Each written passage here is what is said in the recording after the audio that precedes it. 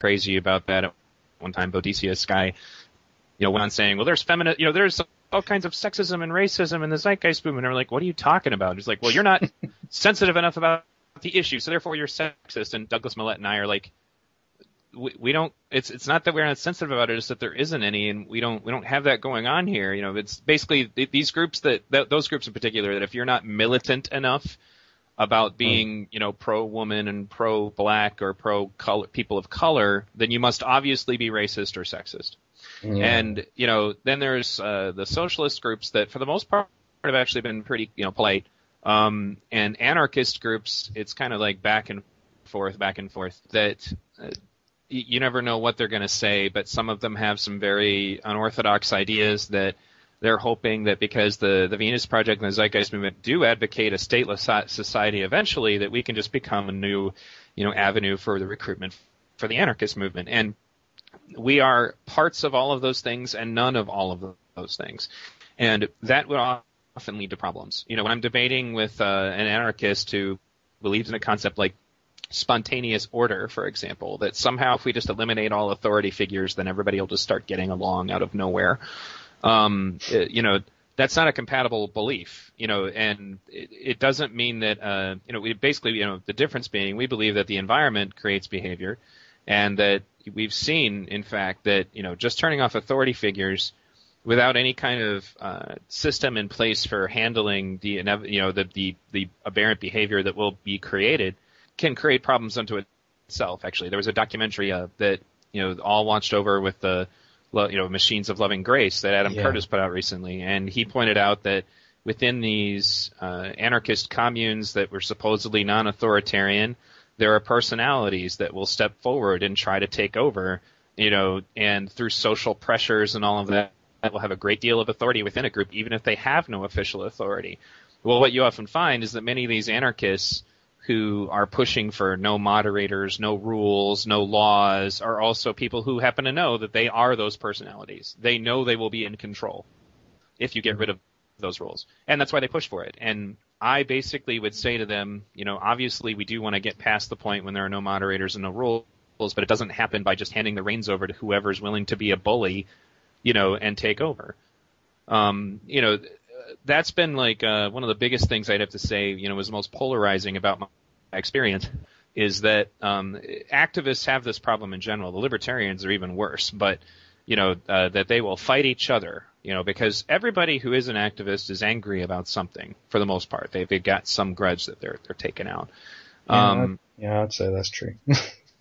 Right. And so then when the man, quote unquote, the man is not available to be smacked around, then they start turning on each other. And that's one of the major reasons why the 1% is in charge, is because they're all on the same page. They all pretty much have the same plan, the same world view, and they all work together. They do fight each other, but at a very limited capacity. And as a result, despite the fact that, the people who are not part of the 1% outnumber them by millions, the 1% is still in charge. Because they're all on the same page, because they all understand that, it is to their mutual, interest if all of them all kind of, follow that same, formula. And in the meantime, we are endlessly, viciously fighting each other. That's actually one of the points behind Aaron Hawkins. Some people know him as Storm Clouds Gathering, and I's project in the Natural Rights Foundation. The Natural Rights Foundation is meant to be essentially a melding pot where different activists from different groups can come together and have constructive dialogues. And anybody who hasn't checked it out yet should check out Aaron's blog talk show, although he's probably going to be switching the format soon. But it's called Root of the Issue. And I've been on that show a few times already discussing a lot of these things. Oh, I'll have to look into that, because I've seen quite a few of his videos. But I didn't know he'd created that. Yeah, that sounds interesting. Yeah, because a lot of people know about the discussion / debate that you had with him primarily to sort of, settle the discrepancy about, the videos that he was initially putting out that was being critical of the Zeitgeist movement. It really showed that, that we do, extend a lot of olive branches to people where we say, well, let's come and have a dialogue. Let's talk this through. And, even though I would say that, in that discussion, sometimes it did go round in circles, but it still sort of generally went in a positive direction. And I think that is one thing that can sort of resolve the differences that a lot of different activists have, because like you said, there's a wide spectrum of people. It's kind of like when I worked at Kent and Sussex Hospital. I worked on the infection control ward, but there were every single kind of patient there. There were bariatric patients. There were elderly patients, young patients. They all had that commonality, but they all came from different backgrounds and had different needs. It was the first time that I'd actually done that kind of job, and as a result, I found it very hard to sort of, gauge it, because it was a very steep learning curve. And I think that is very similar to the movement, in the sense that, we all have this commonality that we wish to bring about a sustainable world where we implement technology and the methods of science to help provide and access abundance for life needs. But we all come at it from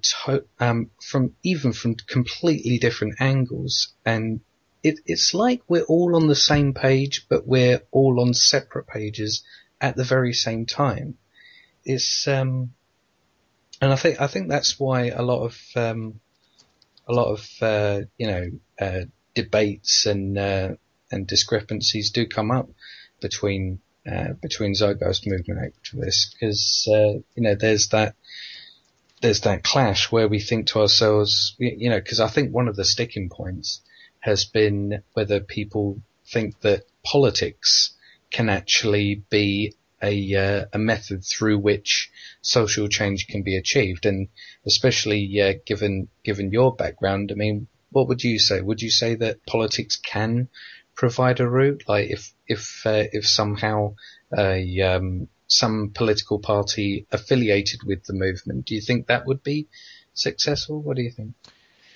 I've been the one known for still being willing to dip into the political world from time to time, and I've taken a lot of flack for it. But as I pointed out in my very first article in the very first issue of the Zeitgeist newsletter, you can use the political system as a soapbox. That term actually comes from the period of, basically the world where literally people would stand on soapboxes and give their political views and ideologies on how the world should be and what could be done to fix it. And more or less, what has to come out of that, as far as the politics are concerned, is, you can get some things changed, but you're best off trying to just get your message out there. For example, and I've told people this, when I was running as a libertarian, I was never going to win because I was a third-party candidate. It was extremely unlikely. Every now and then an independent can break through, but nobody who actively says that they are part of one of these fringe ideologies will ever be elected. They will see to that. But because it is in their interest to at least pay lip service to the idea that everybody can run, you will be given airtime. You will be given opportunities that you would not get outside of being a candidate. A lot of this actually goes back to what Socialist Party candidate Brian Moore told me back in 2008. He was the Socialist Party presidential candidate in the United States. And I had him on my show even back when I was a libertarian. And I said, so what do you as a third-party candidate feel you can accomplish? Because it's not like the Socialist Party ever gets anybody elected. And, I said it, and to be fair, libertarians don't generally either. And then he said, well, if you look at the history of the socialist movement, one of the reasons why a lot of Democrats are called socialists right now is because of the various concessions that the Democratic Party had to make in order to get Socialist Party votes, as in particularly from the working movement, like the workers' movements, the unions and such. The socialist parties and the communist parties had a much bigger presence early on in American history. And if the Democrats wanted the votes that were going to go to the Socialist Party, then they had to adopt those principles to themselves, or at least bring them into the dialogue. Even if they were lying, they still had to at least pay lip service, and that's essentially what these partisan politics can achieve. The Republicans are essentially just refusing to take on any of Ron Paul's stuff as their own. And because of that, they're seeing a huge division in their party. The Republican Party is falling apart at the seams right now because there are some people that are refusing to do what the Democrats were willing to do, which is to absorb some of the ideas from their more extreme, cousins, so to speak, ideologically. And I anticipate that the Republican Party will continue to degrade in its effectiveness as long as it does that. But you have to recognize that it's going to take a lot of effort. You're going to have to do, a lot of things to actually get some kind of pressure on these major parties to even get the dialogue to change. You see, for example, in the Libertarian Party, there are a lot of anarcho-capitalists. And I remember talking to them. I'm like, so what are you even doing here? This is a political party if you're an anarchist. And they're like, well, we're hoping that through diligent efforts of spreading our ideas that we might eventually be able to convince people that there's no purpose for the state. So in other words, they joined this system to remind everyone that the system isn't working. And any success that they're having in that, notwithstanding, it doesn't change the fact that they are getting a great deal more attention to anarcho-capitalist ideas than they would if they just said, well, screw the system, it doesn't work. When I was a Libertarian candidate, I got invited onto mainstream radio. I got to debate the Democratic candidate, one of the mainstream candidates. I get to demonstrate the Green Party candidate, which got me on small, local television. But it's exposure that I would never have had if I was not a candidate. So even if the Zeitgeist Movement-oriented candidate ran for a position, got on television to talk about the resource-based economy and open the dialogue about those things, they would achieve something. I guess the final example I will give you is the Federal Reserve. Ron Paul's candidacy for president in 2008 is the reason anyone is talking about the Federal Reserve. And as a consequence, he will never get elected president. It does not change the fact that now people are talking about the Fed. Even mainstream news like Fox and CNN are talking about the Fed. And they're not talking about it in a positive light either. They're, the spin is kind of impossible when you look at it, and they realize that. So that's what you can achieve. You have to look at it as essentially a tool for sociological change in that you're going to change the way people look at things, but you're probably not within that system going to fix it. But the more that system bucks against the will of the people, the more people will realize that system is not working. And we're already seeing that. Like, I remember when I started back on the activist path, I used to have 2 Facebook groups. Because when I would try to use a lot of my activist stuff or share a lot of my activist information on my regular Facebook that was for non-activists and, just anybody I knew, people would threaten to remove me. They're like, I don't want to see that stuff. I'm not interested in it, And so that's why there's a VTV radio account and a Neil Kiernan account.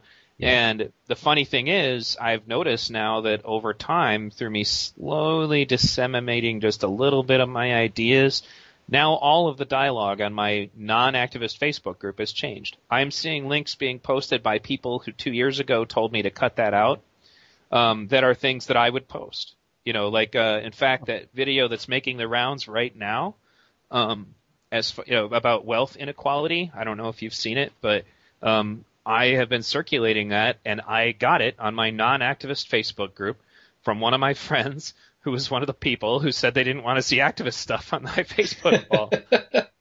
So things are changing.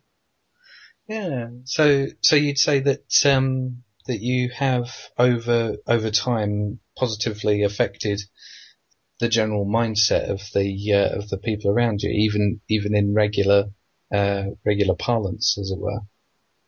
Mm-hmm. And fantastic.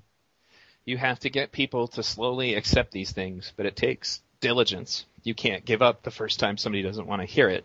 But then there are also, as Jacques pointed out when I was becoming a spokesman, there are going to be some people that you just shouldn't waste your time with.